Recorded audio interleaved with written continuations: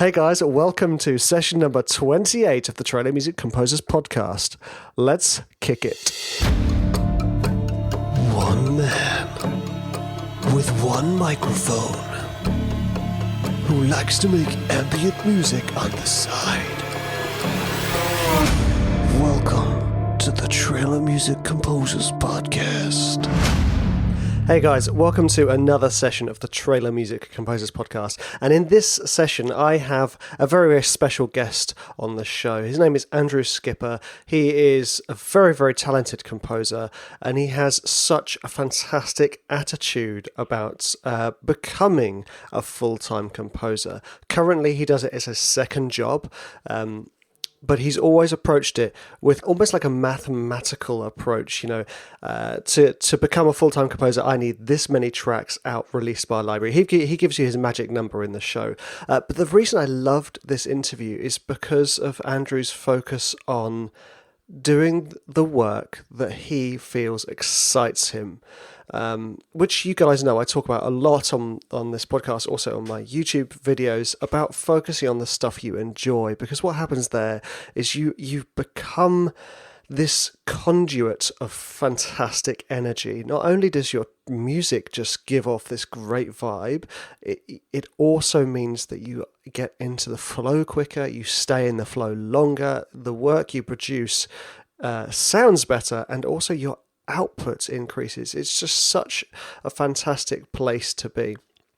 And Andrew basically preaches that since realizing he was focusing on not necessarily his best area, his favorite place to be, since shifting to where he really enjoys working, it's been a huge game changer for him. It's so much so that it's enabled him to then also launch Fallout Music Group, which is a sample library company as well, with a couple of other guys, where they produce, good news for us, focused instruments for trailer music composers.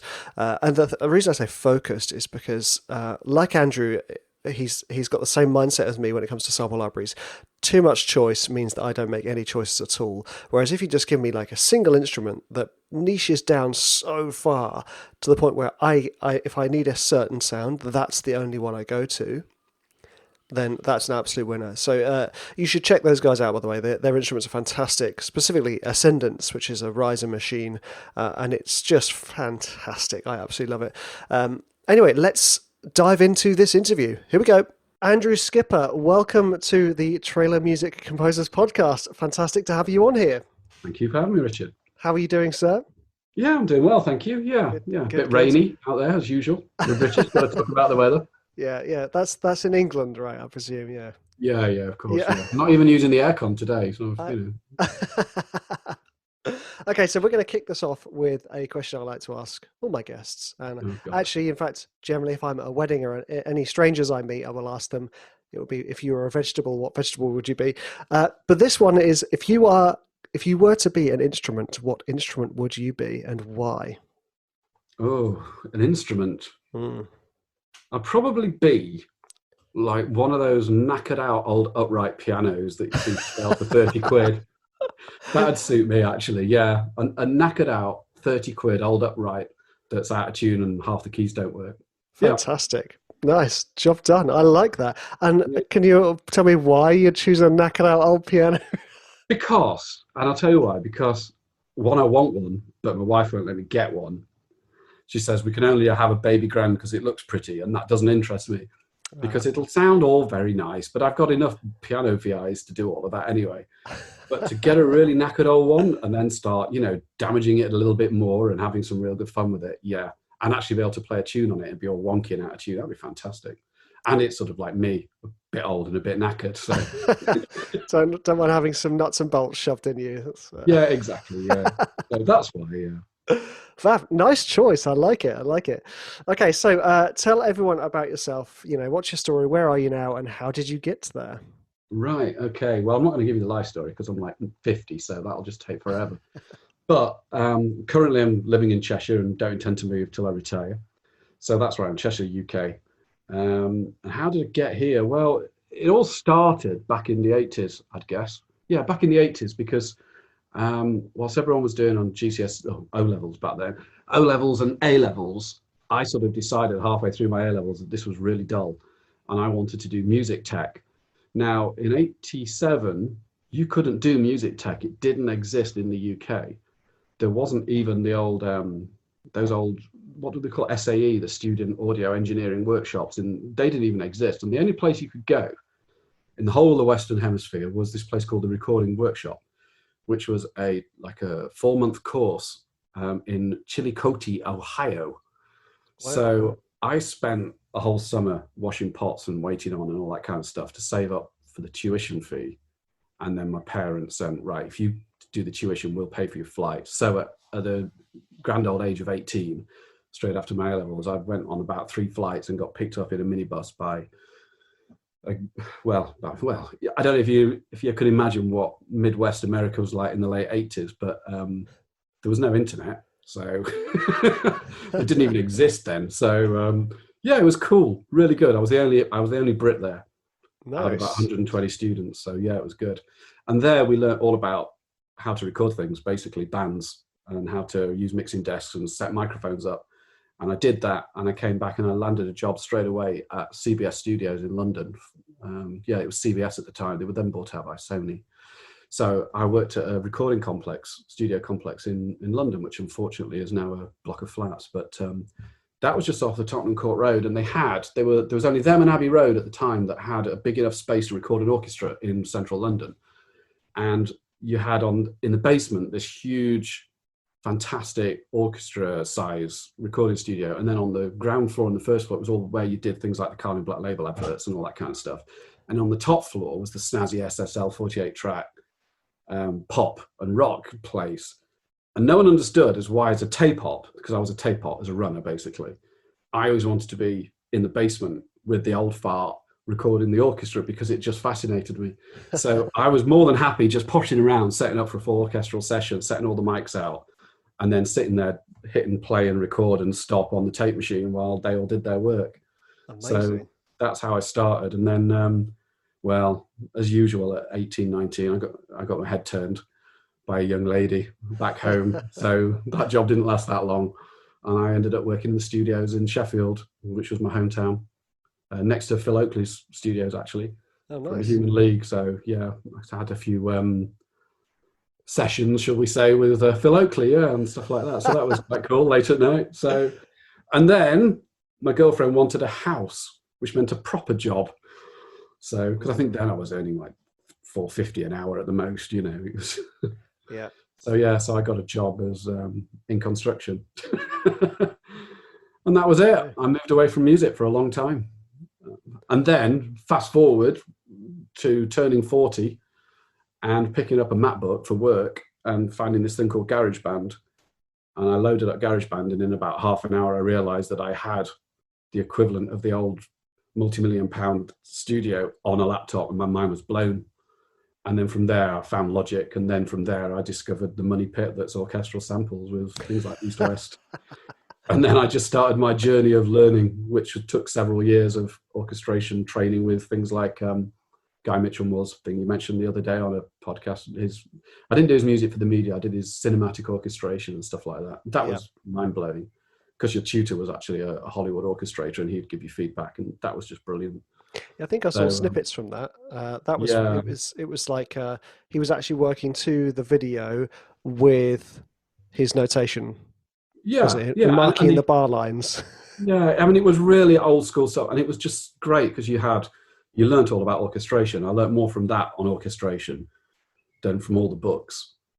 And then again, another hiatus for a few years as day job, because I also run a small business. It's my own business now, and that took over. And then I thought, no, I need to get back into this because I'm missing it. I'm missing something in my life that can't be filled with Xbox and wine. So so I picked it up again and started, and I went, you know what? I actually I need a challenge. I need a focus. I need a goal.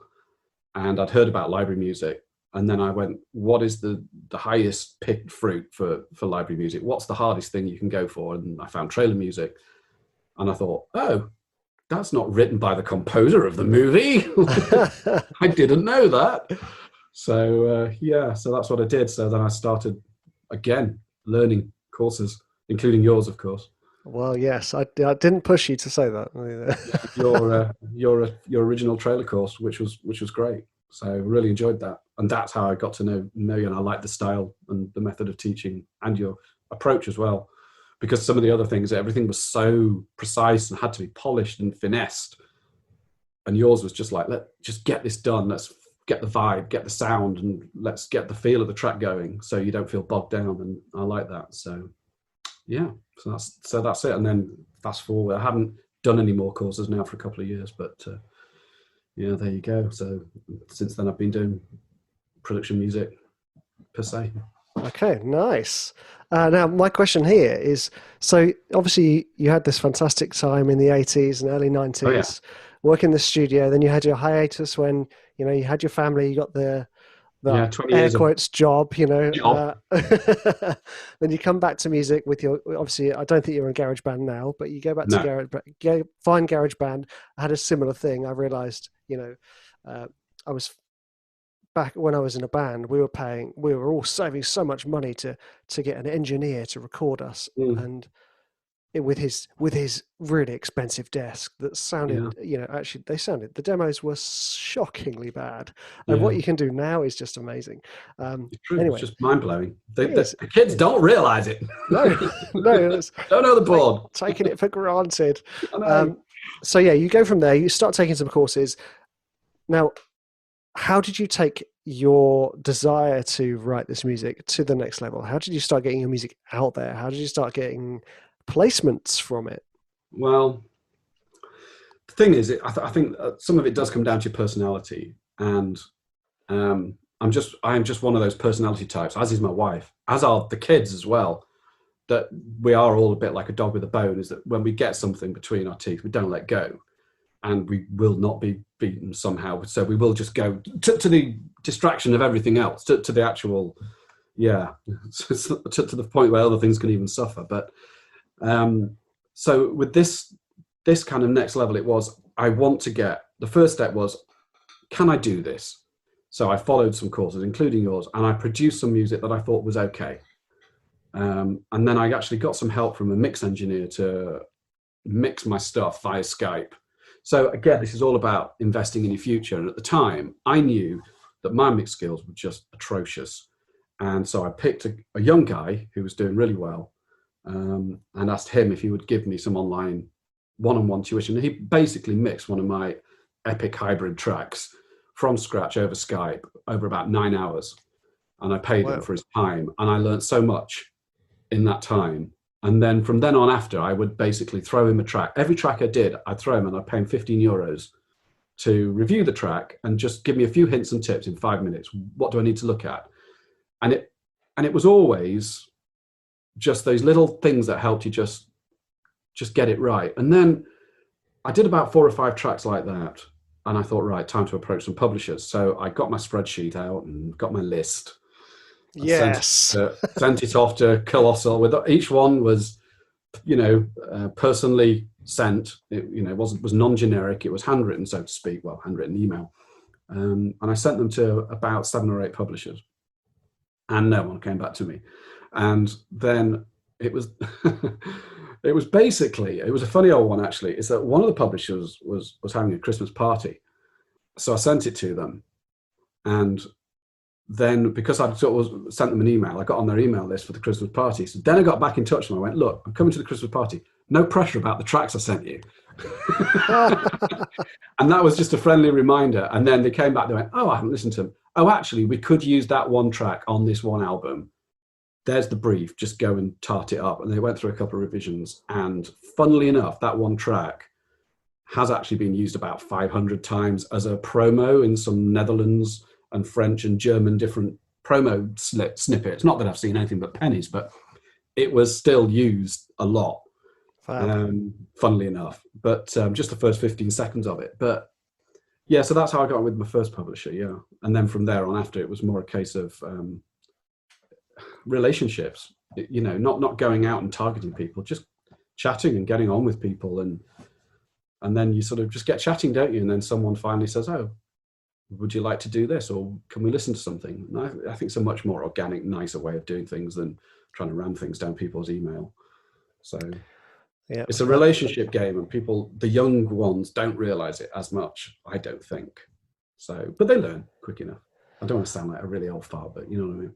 No. Well, funny enough, just before you said the word relationships, I was about to say to the listeners that actually, you and I have a working relationship now, and that is hugely in part not just to your talent as a writer, but your ability to build a relationship naturally. Yeah.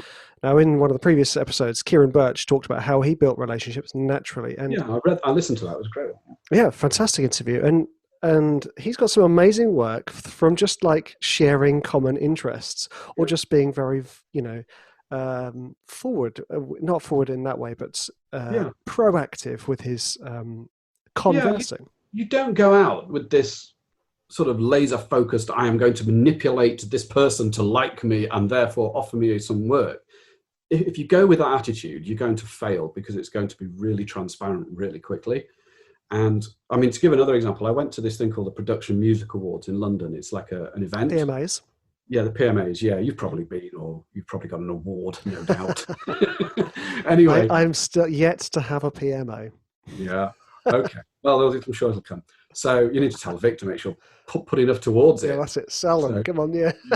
So anyway, so I went there purely because it sounded like a good night out. And me and the wife thought, you know what, we'll have a night out in London, or a couple of nights in London. We'll go to these PMA awards. It wasn't cheap. It was like 80, 90 quid a ticket or something. And we'll go there and we'll have a good crack. We didn't know anybody. And on the table there was actually someone I knew from Facebook. I'm not going to mention the name because he might get inundated. But he was basically starting his own company in America as well. Yeah, he was he's a very, very successful production and trailer writer. And we just got talking, and we just got on so well. And then we kept on in touch. My wife was in touch with his wife. After that night, we had a really good night out. But it must have been several months later, if not 10 months later, where he then said to me, would you like to do an album for our new TV type production stuff? And I was like, yeah, I'd love to. Absolutely love to. And he said, well, throw me some, pitch me some stuff. So I pitched him a few things. And he goes, I don't like that, all that, but I like that. Do me an album of that. And then and it even came with an advance as well. So, and that was, but not once did I go there with an intention of trying to manipulate anybody. It was just going for a good night out. But because we got on and, chatted, opportunities arise. And I think, that's the way that you should look at it. And it's also about just being nice. I don't know what it is. It's this whole thing that's been going on recently over this Spitfire competition. And everyone's been so vitriolic online. Not everybody, but a lot of people have been vitriolic online about the winner. And I've just been sort of saying, it's so much easier to be nice. It's so much less effort to be nice and supportive than it is to be an absolute asshole.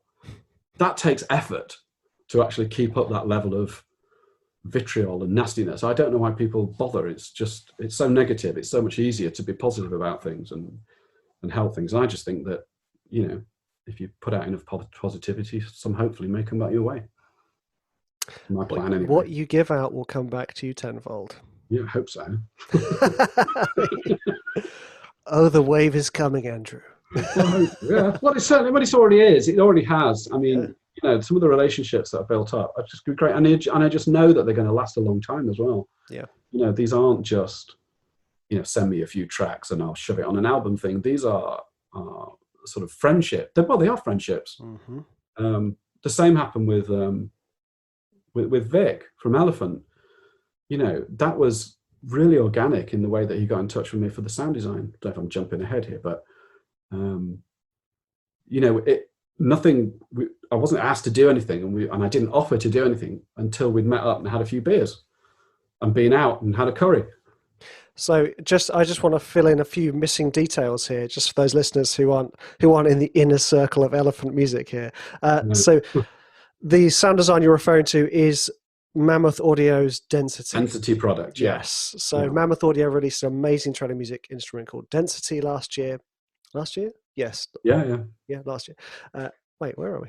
Oh, I don't know. Was it now? Beginning of this year, actually. It was this year. Yeah, no, we did it last year. Yeah. Yeah, I did it last year. But I want to fill in a missing detail that I'm not sure you know about. so at that point, before Vic had got into contact with you, Andrew, Andrew had been posting on all of Elephant Music's social media. So whenever they posted something, he'd post something positive. He'd be like, hey, this is great news, congrats guys, you guys deserve it. Stuff like that, tons of stuff like that on every post. I'd see them because a lot of them were tagged with me in it. Yeah. That wasn't a brag. Yeah, my name's Richard. I get all the placements. Yes, your words. I know. I'm testing. Yeah, no.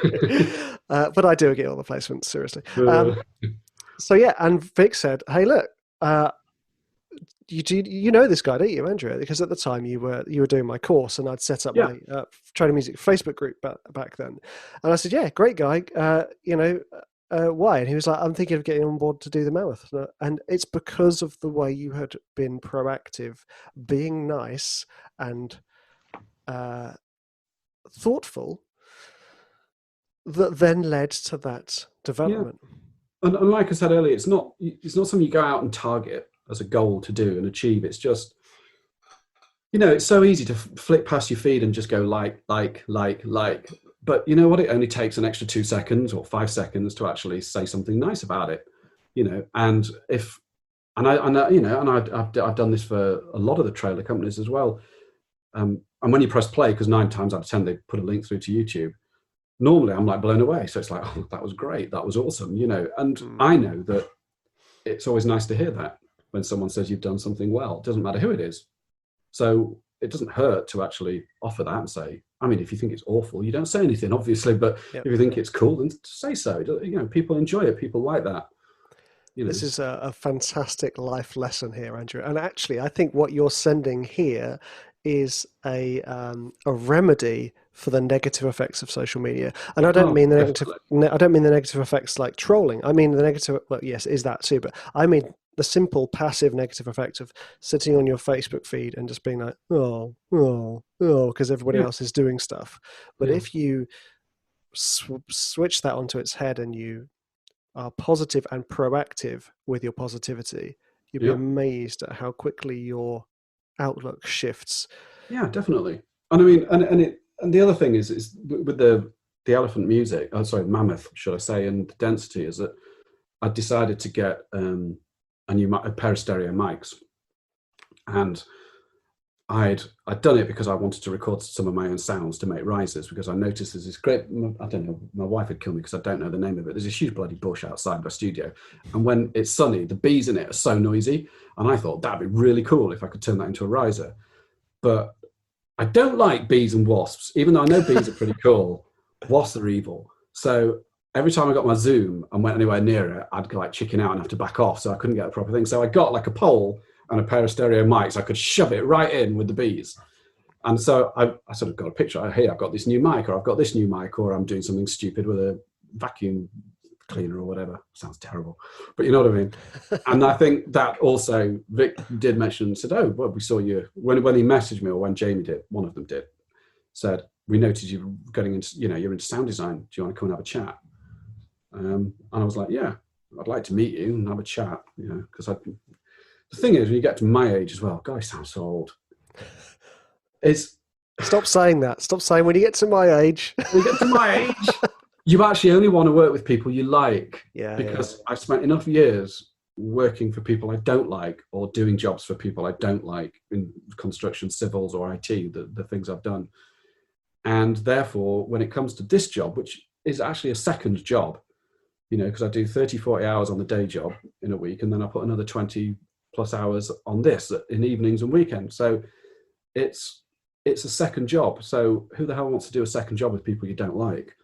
Yeah. So, so when that person that you do like says, here's some revisions that you've been waiting for 2 weeks, can't have them back in 24 hours.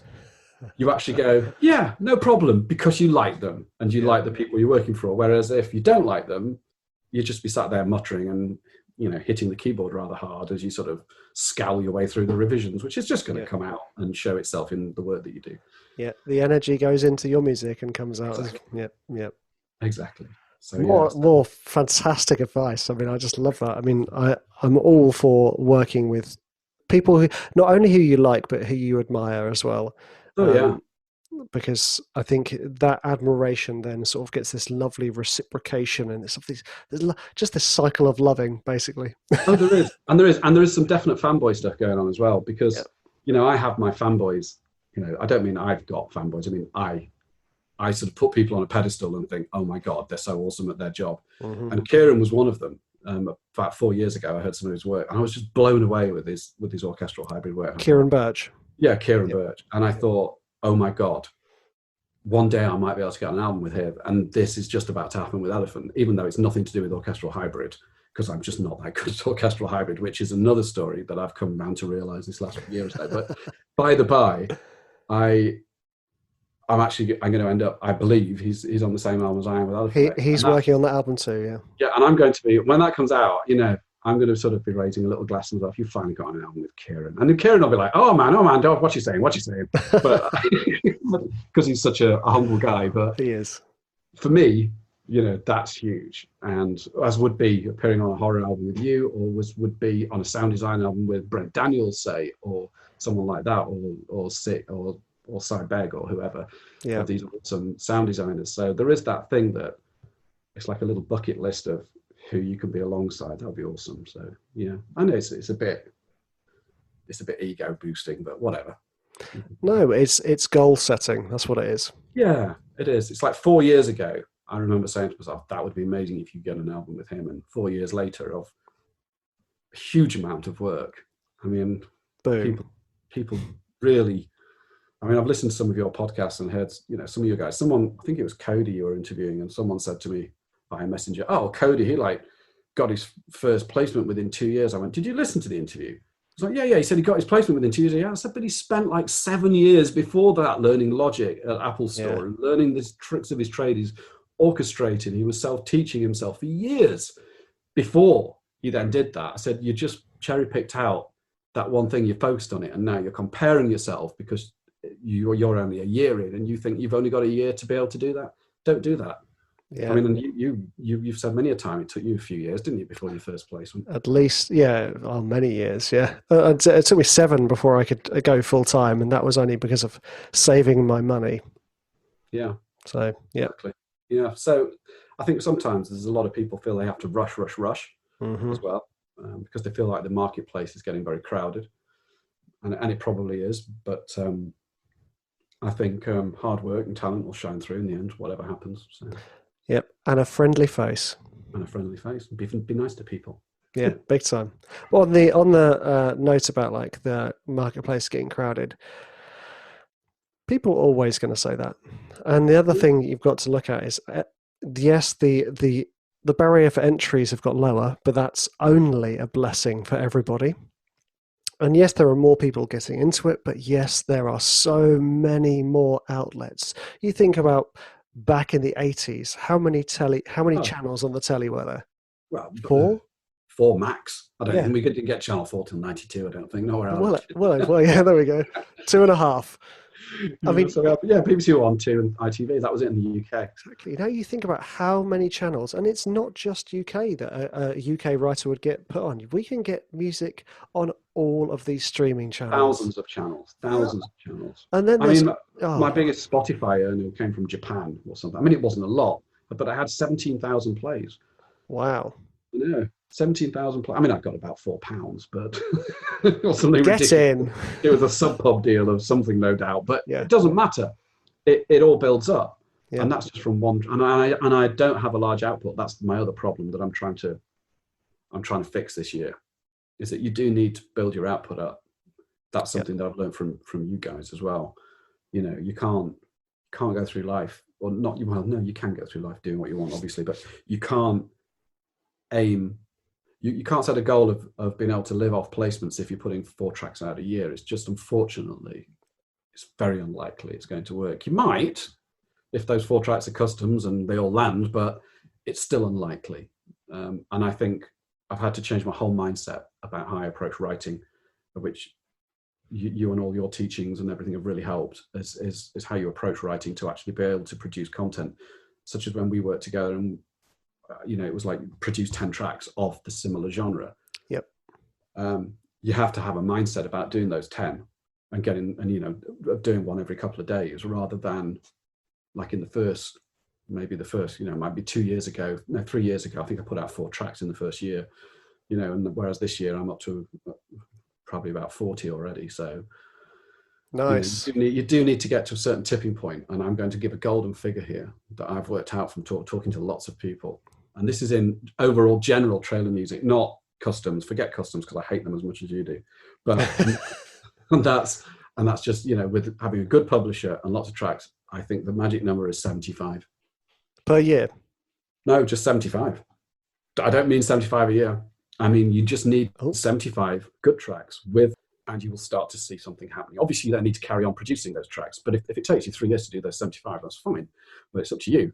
But as soon as you seem to hit about 75 with a decent publisher, you'll start getting the odd placement. And I've tested that with about 6 people now. I've had chats with them, or people that I've started seeing getting placements from the last year or so, and they get them every 2 or 3 months. And how many tracks before you got 70? How many tracks? 68. How many? 78. Oh, really? 75. That's what I say. Okay. You know what? I have to go back through my catalogue and see how many tracks. How many tracks did you do with Big before you first got regular placement? I'm not just about like one in a year. Like when you started getting sort of every couple of months or 3 months. Yeah. See, Vic and I, when we first started, I was kind of like the hidden bespoke guy. So this was back when me and Vic used to work in advertising. So we didn't output albums then.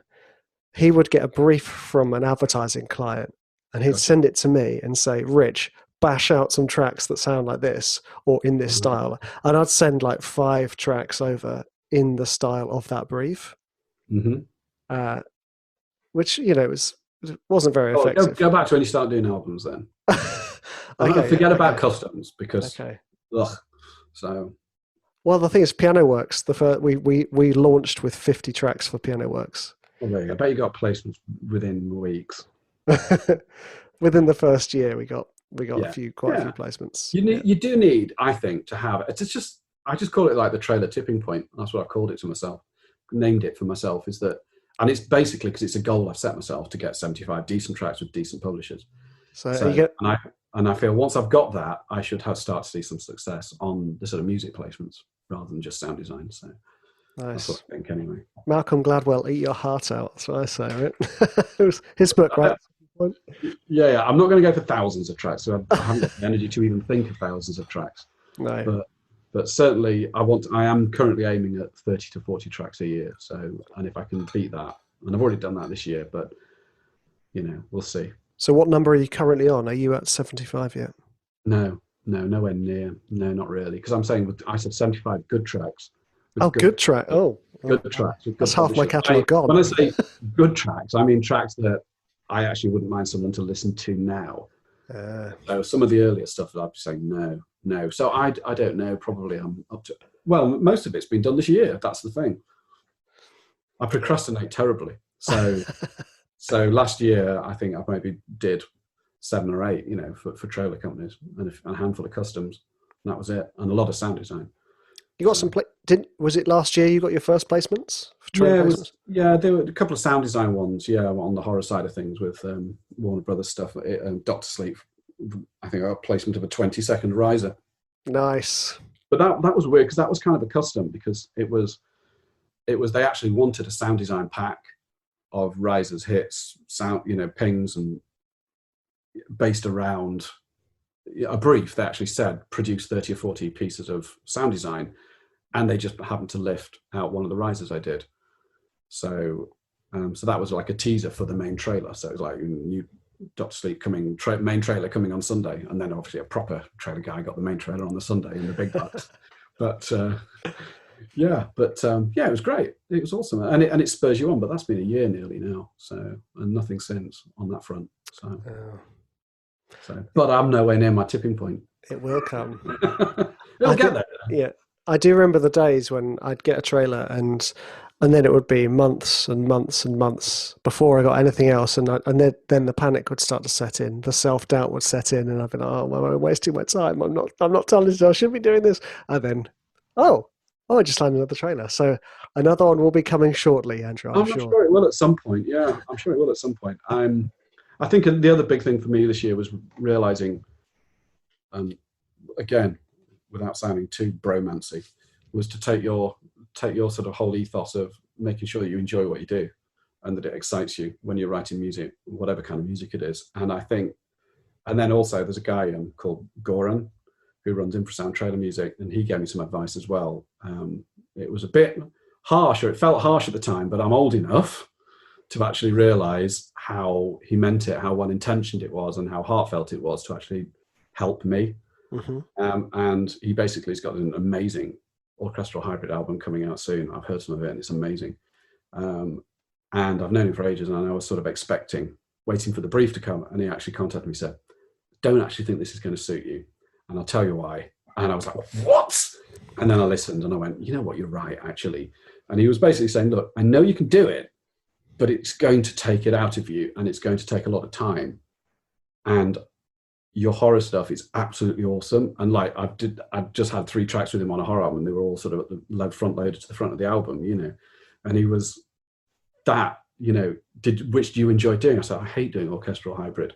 I really don't. I mean, I kind of like it, but it's more like a vanity thing. Yeah. And, you know, it's more like you want to sort of tweak everything and polish everything to little perfection. But in the end, it's I have limited time.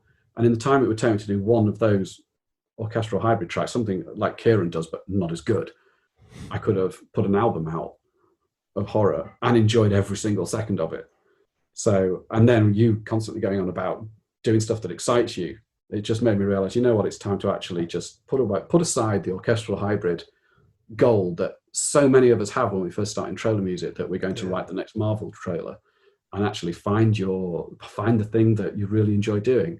And I realized that I like breaking things and hitting things and scraping things and putting them into some semblance of a track to try and create fear and tension for some reason. So, you know, I also like writing pretty piano pieces with solo cello, but, you know, that doesn't have a huge call for that because it, you know. So. Yeah. No, way you're preaching to the choir on all of those fronts. Yeah, I know. So, and as soon as I've switched from focusing on that style of music to focusing on what I want to do, my output has rocketed. So, like I said, last year I did some classics. You know, like we took things like Nocturne in C sharp minor and Rachmaninoff in C sharp minor rather, and Moonlight Sonata, and myself and my writing partner, we put out a mini album of trailerized classics. And I loved those and I loved doing it, but it took months.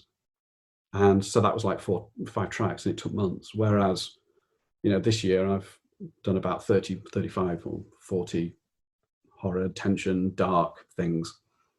So yeah, that's the thing. When you find there's so many words for it, like your zone of genius, your ease. I was just thinking niche, but I'll go with zone of genius. Yeah, I like zone of genius too. Yeah. When you find your flow, you know, it's the ease of writing is phenomenal. Yeah. Like we mentioned Kieran a lot.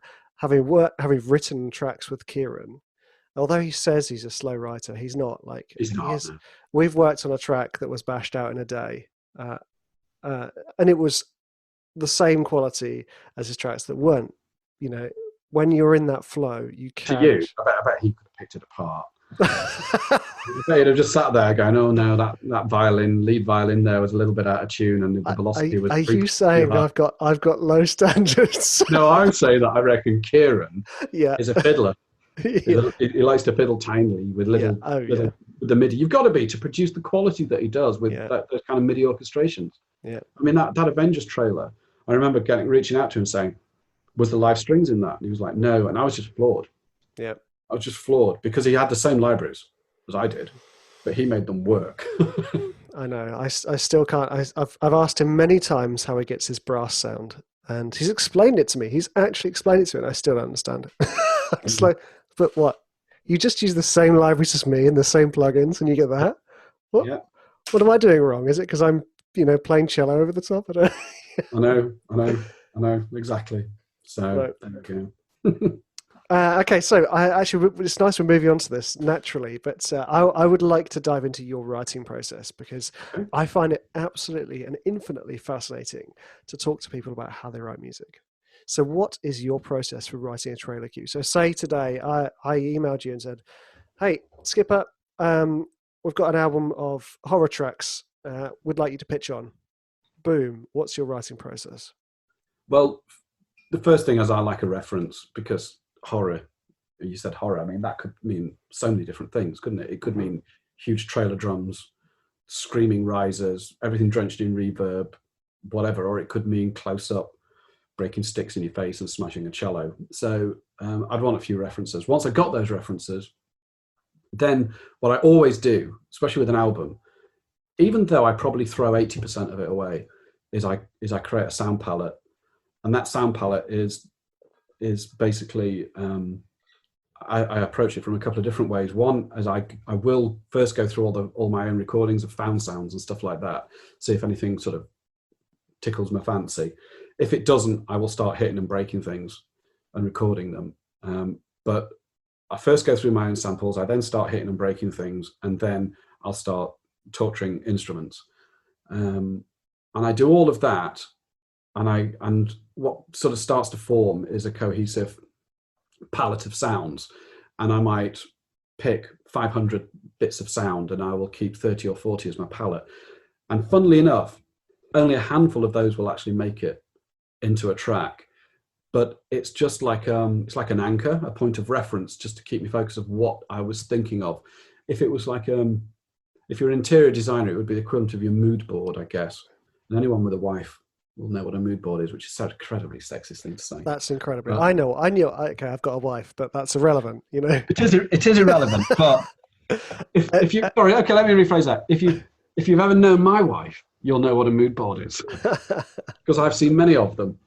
Every time, you know, we're doing a new thing, she will get a board of stuff, because she's very artistic. You know, she is actually a painter, so an artist in that way. She will get strips of material, colours. She'll put them together, and she will create like an absolute huge thing, and then expect me to understand it, which of course I don't.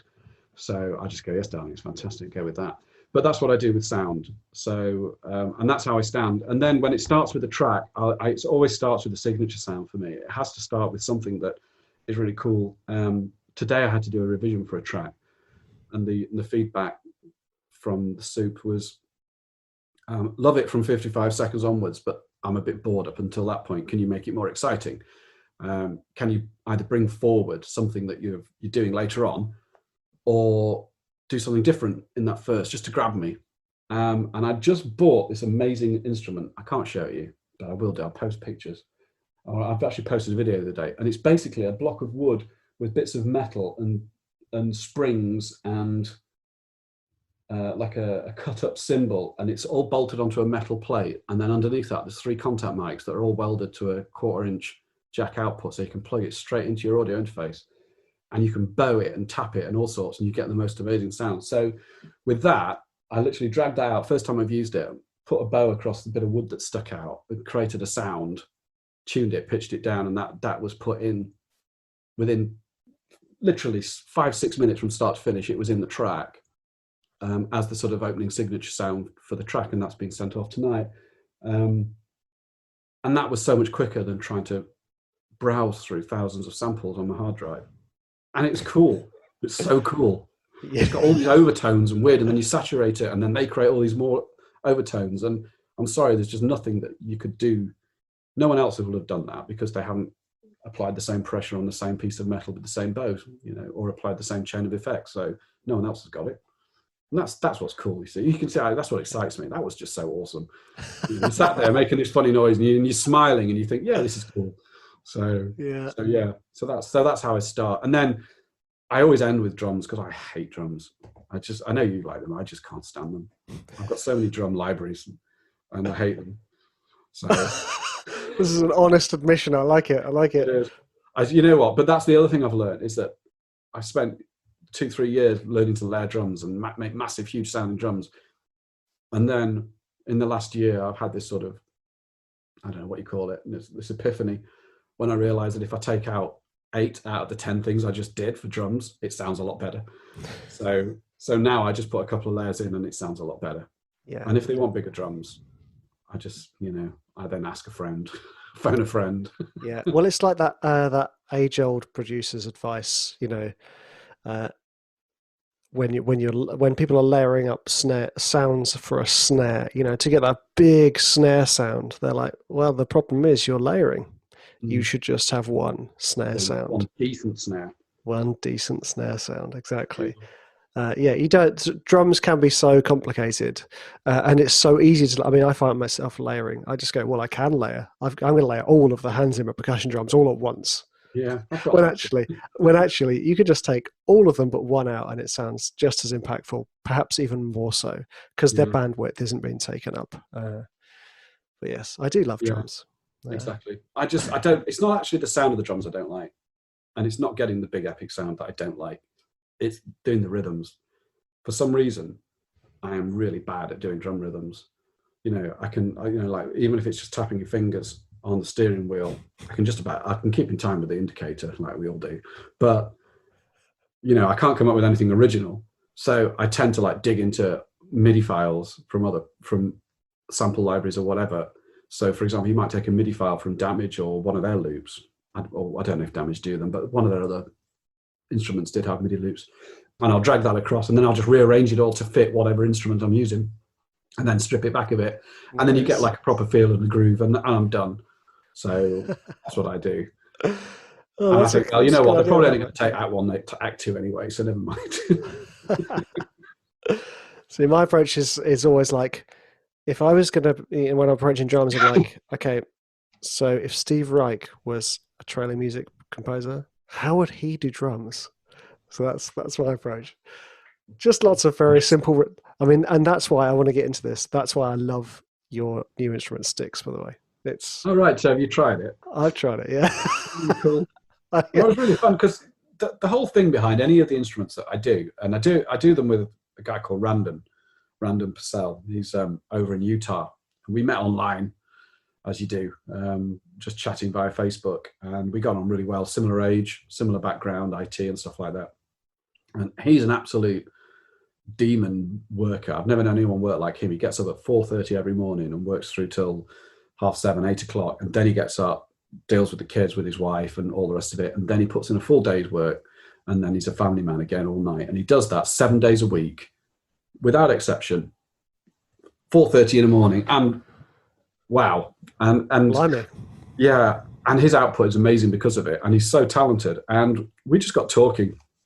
We had one of our little late night chats being disillusioned about sample libraries, because what we were finding is that there were some amazing libraries being released, but they were all like $200, $300, $400, $500, $600, $700, $800, some of them.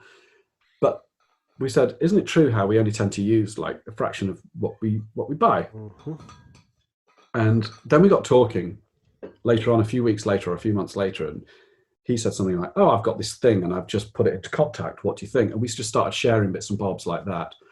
And then we said, well, we could actually do something with this if we polished it up and did a bit more content. And I was busy doing the Mammoth stuff last year, and he went out and released trailer drops or something like that.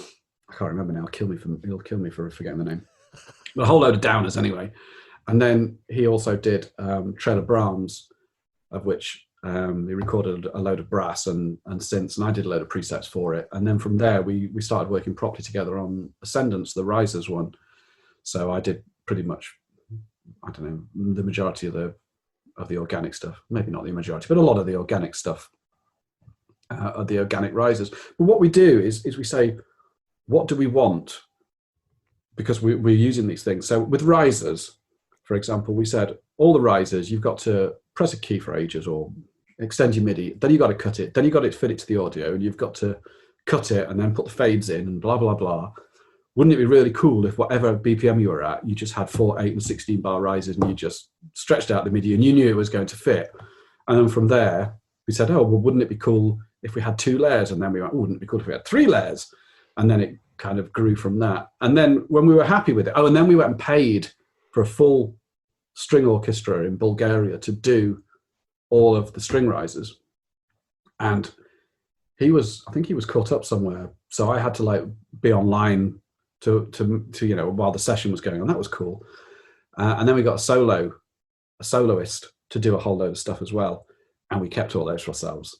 And then in the instruments, so we just put all the big orchestra and stuff in the instrument, and then all of the synths and everything like that. So we basically built an instrument that we wanted, because what we said to ourselves is, look, the orchestra was X amount. It wasn't a lot, it was a few $100s. So between two of us, we probably spent about $700-800 making the instrument. But to us, we had a totally unique instrument. But then we said, if we just work a little bit harder and really polish it up, we could actually sell it and just share it with people at a very reasonable price. And that was it. So that was where sort of Fallout was born, that we have this sort of ethos where everything we make, we want to use ourselves, and we will use ourselves, and it has to be laser focused in what it's trying to achieve, and it has to be cheap. Not just good value, which is a proper marketing term, but cheap, so that pretty much anyone could afford it, and so that we don't mind if we give it away to friends as well. So and that's what we're doing really, and we're not going to turn into, Keep Forest and do 4,000 sample libraries, because we haven't got time or the inclination. That's the exact same reason I started releasing my instruments under Inventor Instruments, because I wanted to load up an instrument, play it, done. Yeah, done. Move on. Exactly. So just for the listeners, the instruments that you're referring to are released by Fallout Music Group, right? Yeah, Fallout Music Group. And the instruments you've worked on are Ascendants, which is this amazing riser instruments. All my listeners should know, and if they don't know this already, but they should know how much I love a riser, and that instrument is just beautiful. Although I would like to say, if you do a revision, give me a 64-bar riser, please, because, Yeah, well, we are talking about Ascendants 2 and Trailer Bronze 2 and a few other things as well, because you learn, don't you? And you realise that you could go back and do something a bit better, so... So yeah, so with Ascenders, there was a lot of us worked on that. Kyle worked on that as well. Simon, who he tortured his wind instruments for us. Yeah. But we even had a harpist on there as well. So we really went to town with that one, which is why it's probably, I think, our most expensive instrument. I think it was like $39 or something. So. Oh yeah, that's not expensive. There was a lot of hours went into it actually, but Styx, the new one, Styx, that's primarily me on this on. We've sort of done this artist series one. So Kyle Nicely, he did one called Sonar, sorry. He did one called Sonar, which took that same idea of Ascendance of a 3-layer system, and he created an instrument with Randon. Randon's like a great coder as well, so he's great at IT. So he does all of the tech stuff and the website. And then with the artist series, we get one sound designer to do all the recordings and cutting of the samples and all that. And Kyle did Sonar, which is amazing. If you haven't got it, you should get it, because it's basically really awesome sound sources from organic sound sources, etc. And you can just layer them, hit random, and you've just got a perfect, unique ping, because you've got like a 1 in 300,000 chance of getting the same combination. Amazing. So they did Sonar. We did Sonar, and then the next one is Styx, which I've just released, which was basically, much to my wife's annoyance, was in a big Aldi bag for life, was a bunch of dried sticks that I got from last autumn and kept in the house, much to her annoyance, to dry out properly for next year, was my excuse. Because I knew that, just cracking sticks would be a cool little percussive thing. And it kind of grew a bit from there, but yeah. I did exactly the same thing. I kept a bag of sticks in our utility room for at least a year and a half. Yep. The amount of times she threatened to throw them away. So I was like, no, don't throw the sticks away. So they finally got destroyed about 2 months ago, when I recorded them in a sort of couple of hours mad session of breaking and tapping. Because I've got this my daughter bought me an old sort of, I think it might be real animal skin, horribly enough. And the way the dog tries to jump up at it, I think it probably is real animal skin. It's like a little hand drum thing that you can sit on your lap and tap. Mm-hmm. It looks like it's got cowhide on it. Oh. But it isn't like a cheaper from Amazon. It was like bought from a music shop. So I think it might be actually, and it does stink a bit. So I think it probably is real animal, which is a bit gross. But I basically used that with the sticks, so I could turn it into more of a percussive element as well. Oh, is that the drum patch? Yeah. Okay. So they weren't hit with drumsticks. They were hit with gnarly bits of sticks, like 10 sticks held loosely or tightly, and then scraping them and stuff like that. So we ended up with a load of scrapes. But the idea of that instrument was purely to create something for when you wanted, because I want sticks quite often in my tracks, I want some kind of, and I'll end up using wood blocks or as sticks from Spitfire or whatever. But they are very clean and clinical because they're proper percussive sticks. So I thought, well, it'd be cool to actually, especially for the organic horror and tension stuff, to be able to, tap crappy old garden sticks together and be able to create a percussive instrument out of them. So yeah, that's what we did. Well, it sounds awesome. And, I pretty much always use damaged sticks. Like, always. I'm like, I gotta use damaged sticks because they sound great. I love them. They do sound great.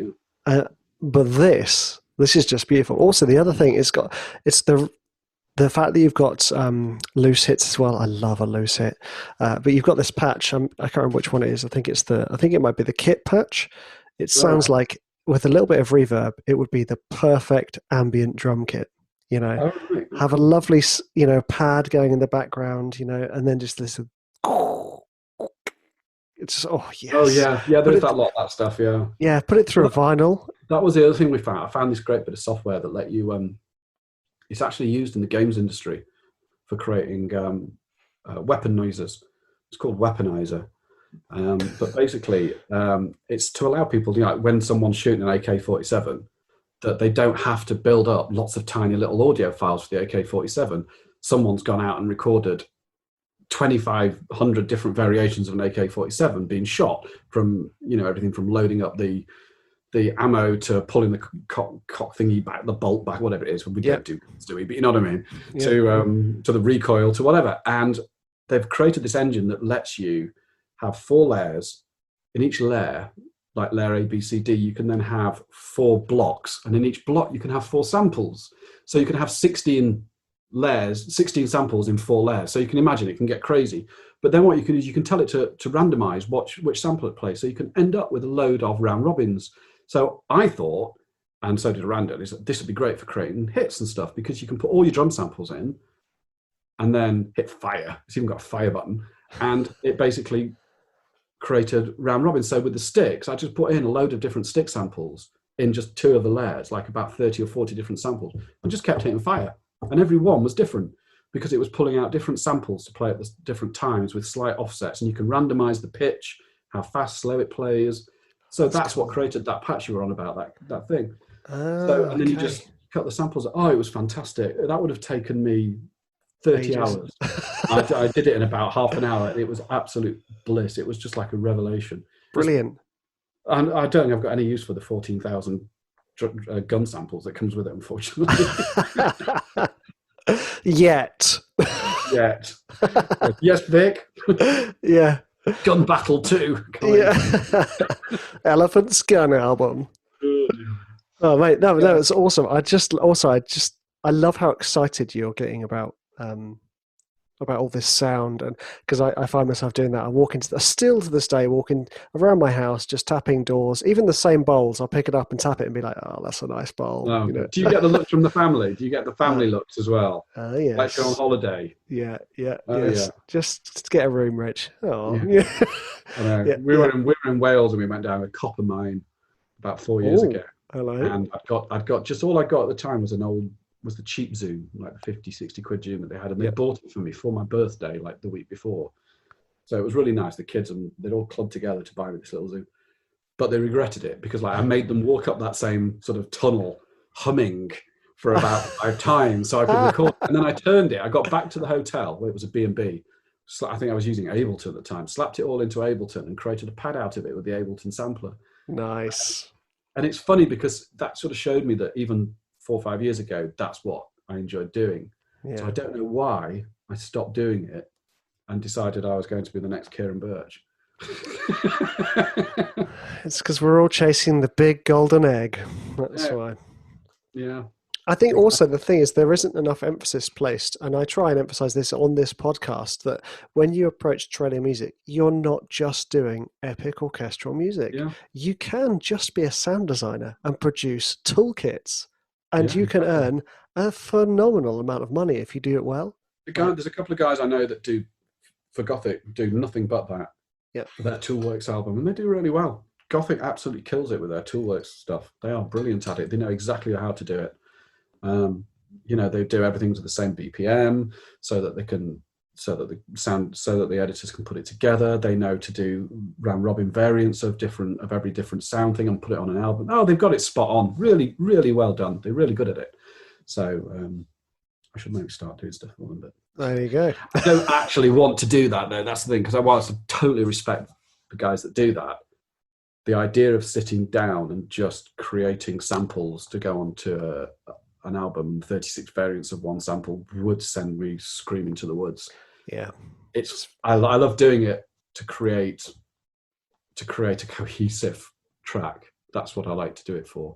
And if something comes out of that, we can do a little instrument as a side bit of fun. That's great. But, it's using the excitement that you find from these organic, natural sounds to propel the writing process, right? Yeah, and I'm also finding now I'm dipping my toe into semi-modular synthesis, which is the stupidest thing I could do. Oh, another money pit. Yeah, it already is. My wife's saying, "We've got another box being delivered." Shush, darling. It's fine. It's cheap on eBay. Yeah, right. So, because I don't really understand synthesis, I'm a preset lover. I'm not a fiddler. I'm not a tweaker. But I'm bored of going through presets. So I thought, you know what? And I'm bored, and I don't like using software synths. And there's some amazing software synths like Omnisphere or Yuhi's Zebra and all those. They're all amazing, but they don't inspire me a desire to learn how to use them. I watch a tutorial video on them, and I'm asleep in 20 minutes, literally fast asleep. So that doesn't do it for me. Whereas I can watch 4 videos, I can watch 4 hours of videos on how to program a semi-modular Moog or something, Moog, whatever. Yeah. So I'm finding something that's exciting me there, and I got this thing called DFAM, which is Drummer from Another Mother, which is by Moog, and it's basically a weird percussive synth. And within 5 minutes of turning it on, I got some weird stuff that I just had to record. Nice. So that's already inspiring me, and I'm seeing a possibility of fusing the two somehow. I just haven't decided how yet. So I'm pretty sure there is definitely a way you can fuse the two, but it's I'll keep to myself for now. Edit that. It's my idea.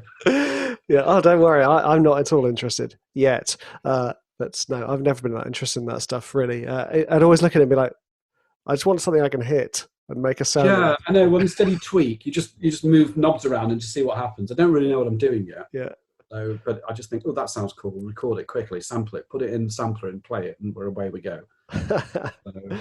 Right, amazing. Now, we've had a nice little sidetrack from your creative process to your creative process for creating your samples. Now, I just want to ask you, what, as a trailer composer, as a composer, and a creative sample libraries, what creative barriers do we face, or do you face, as a composer? Creative barriers. Well, life, isn't it? I mean, it's the day job, it's the day life, it's the usual stuff.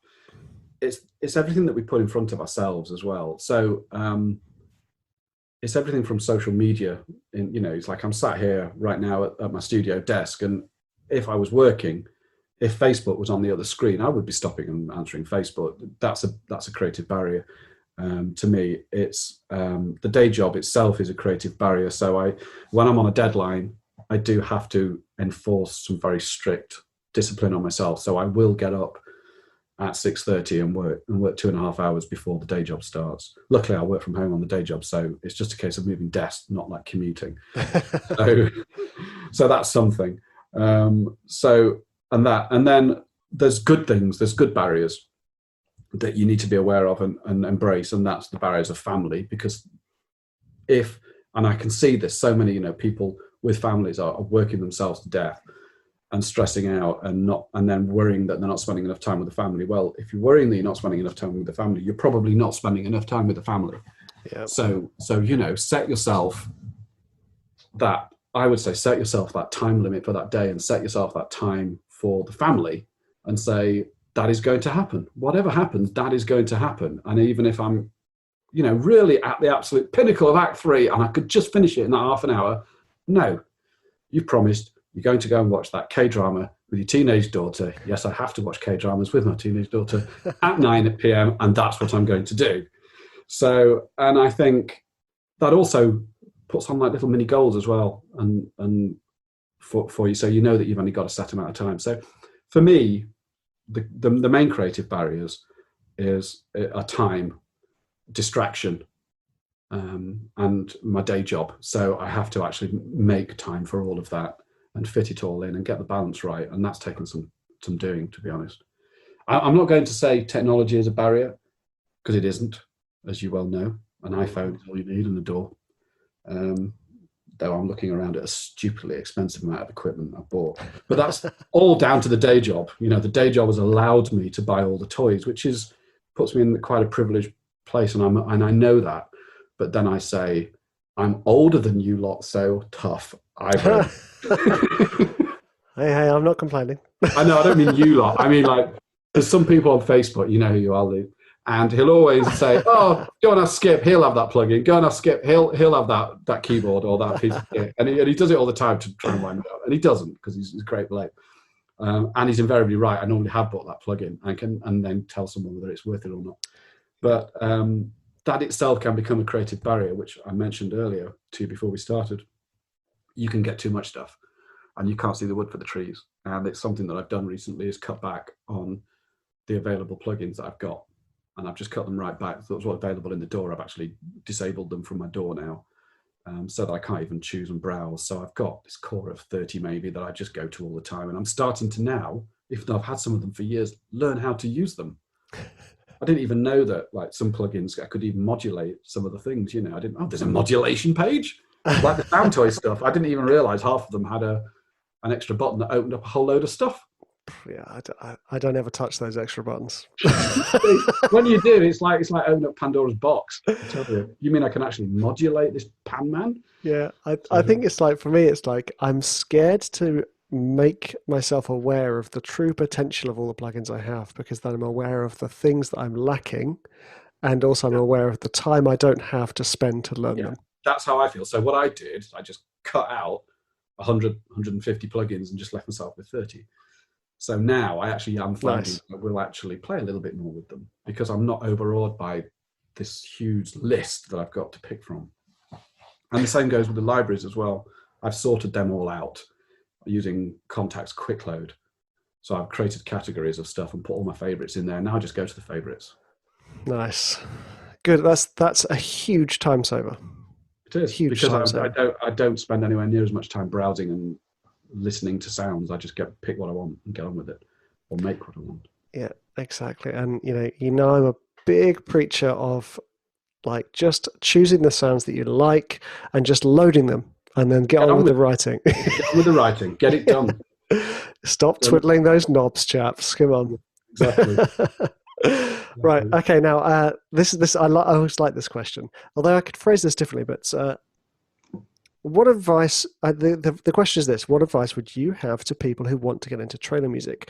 But I kind of want to frame this as if you're talking back to your former self. You know, what advice would you give to yourself prior? You know, Skipper in the 90s. You know, getting into trailer. Do you remember what trailers were like in the 90s? In a world. Of course you do. You do it at the beginning of every podcast. One of my favourite cinema movies, Honey, I Shrunk the Kids or whatever. Yeah.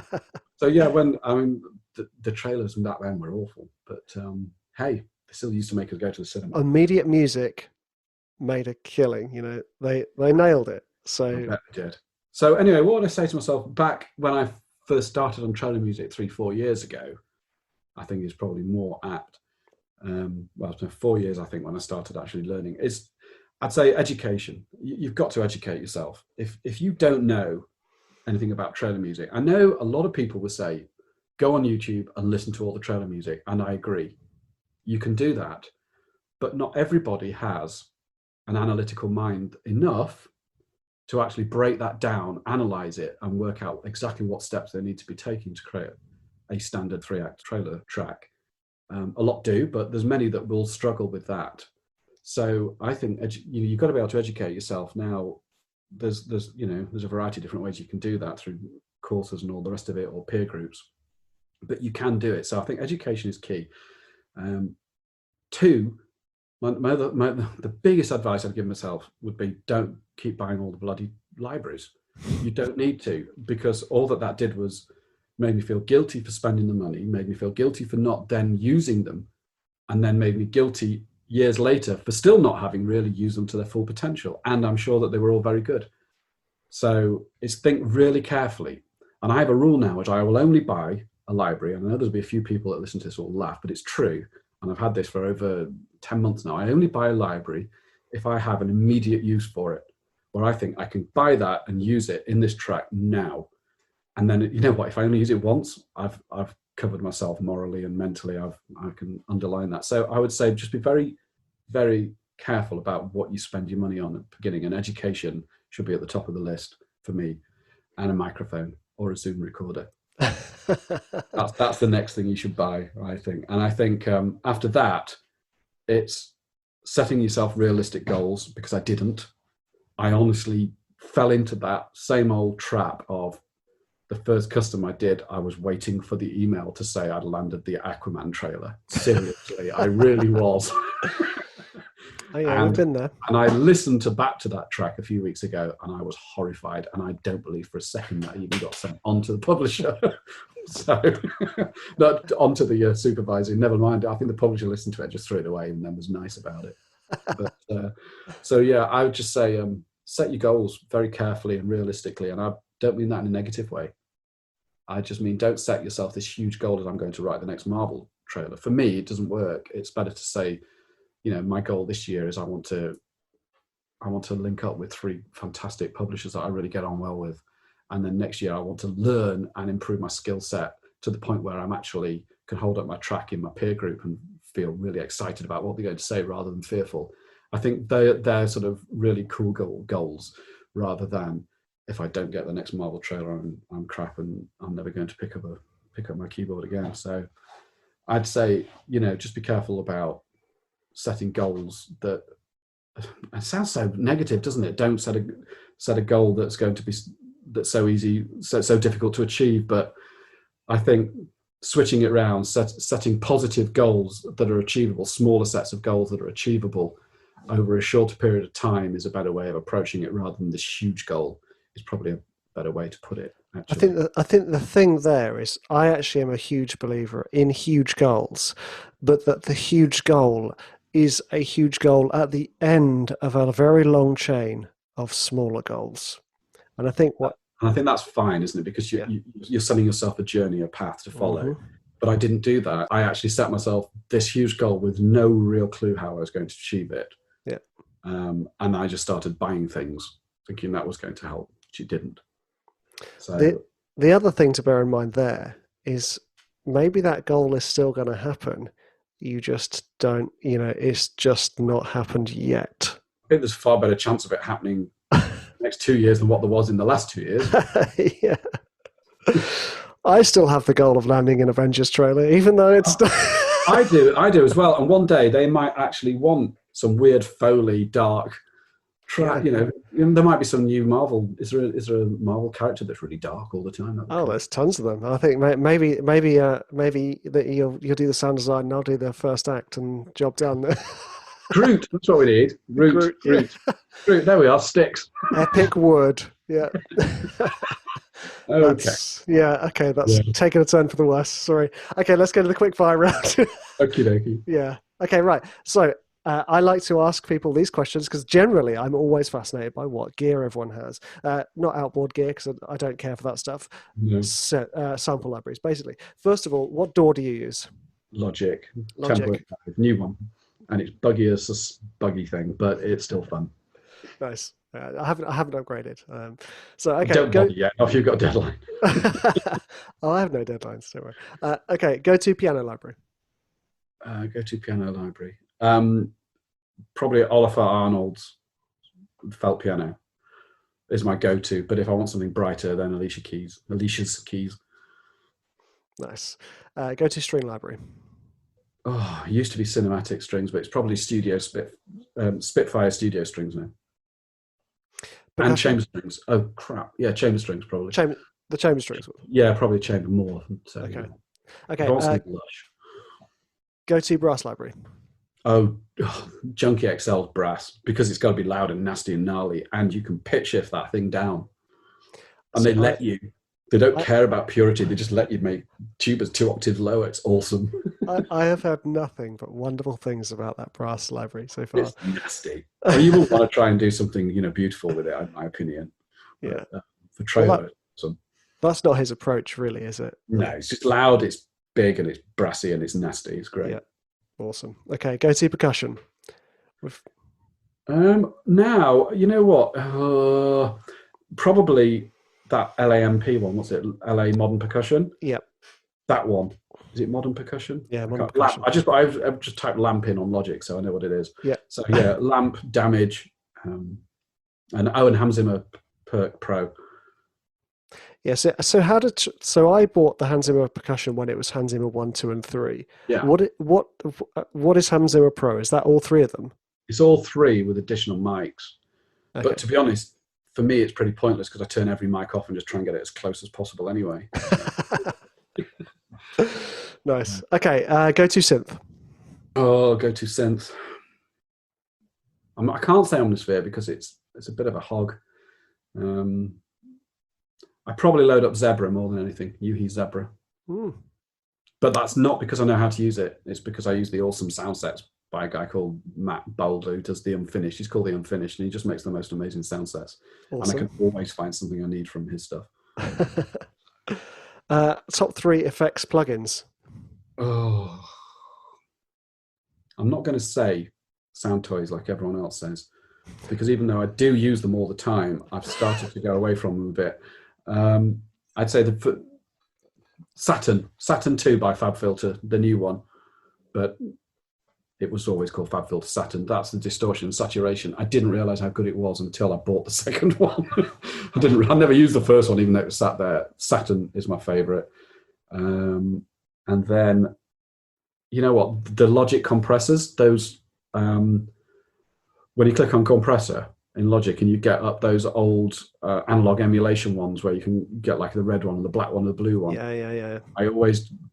You know what? For all the fancy compressors I've got, I just pick those up. And I think they're great. I think they're musical, and they do the job really well. Yeah, I use those a lot too. And FabFilter Q3, Pro Q3, the EQ. I just don't think there's a better EQ. I think it's just fantastic. I think everyone said FabFilter Pro Q for all their EQ needs. It's just amazing what it can. It's just so transparent and clean and light on CPU. It's a shame because Logic's only about 20% away from being as cool, the Logic standard EQ, and then of course you can even see it on the door, which is really quite handy. So I just wish they'd just make it a little bit better so that I could do away with Q3. You're listening, Logic. Come on, I wish they would, because it's so cool to be able to see all the curves on the door. Yeah, definitely. Okay, and what's your number 1 piece of advice to write better trailer music? Oh my God, he's really asking the right person for that, are you? I'm afraid I'm going to have to just regurgitate earlier stuff and what you've said enough times. And that's, if you want to write good music, and I don't care whether it is trailer music or whether it's polka rock, doesn't matter, is that you've got to find a way of doing it or a genre that excites you and you love doing it, because it makes such a huge difference. It comes through everything that you do. It oozes out of it. It oozes out the music. The feedback I've got since I've started to make sure I enjoy doing what I'm doing has always been far more positive than what it was before. Before, my feedbacks were quite technical. Now they're actually more emotive. So, and I think that is because I'm writing with more emotion, even though a lot of it is sound designy stuff. Before, they were saying act 1 needs to be louder, drums need to be bigger, this needs to be that, those strings are too loud. Now it's like, that's awesome, but it's a bit fuzzy there, and can you make that a bit more nasty there? And it's all the feedback is now is emotion driven rather than technical driven. And I think that's because I'm writing what I like to do, and I'm enjoying doing what I'm doing. That's a beautiful piece of advice. I completely agree, as you know. Okay, and if anyone wants to get in touch with Andrew Skipper, be it about getting advice on plugins, or obviously Fallout, the Fallout sample libraries, or anything else, how can they get in touch? With Facebook only. That's all I use Facebook for. I don't have any friends on Facebook other than music friends. So just hit me up on Facebook. That's the best way. Just look me up. Send me a friend request if you're not already a friend. Which is funny because I only have about 140 on them. That's what I mean. You know, I'm not one of these 2,500 people. So if someone sends me a friend request, I actually do look into them to see, you know, why they're trying to connect with me. So send a friend request with a message, and that'd be absolutely great. I don't, emails for boring day job stuff. So and feedbacks, not for connecting up. So yeah, Facebook the best thing. And Fallout Music Group, again, we've got our own page on Facebook. If you want to ask us anything on there, feel free. Fab. Well, thank you so much for taking the time to do this interview. I had a lot of fun, and I just loved hearing your story. It was awesome. Yeah, thank you. Yeah, great. Thanks very much, Rich. You're welcome, man. Right. Okay, guys, thank you so much for listening. I hope you got an awful lot out of that. I mean, I know I did. I specifically, like I said, loved the focus on the enjoyment of what you're doing, and not being afraid just to do that, even though oh, okay, that's the really popular music, but actually if you want to go super niche, go synthwave trailer tracks, there is a niche that you could really hone in, I guess is the best way to say it. Now I just want to remind you guys that Vikram Goody and I are launching Protege, which is our year-long masterclass training for composers. It's for the select few. We've got 100 places, and lots of them have already gone. I would suggest you check it out if you really are serious about your career in trailing music or even just production music. Go check it out, protege.school, and hopefully see you there. Thanks so much for listening, guys. You're absolute legends.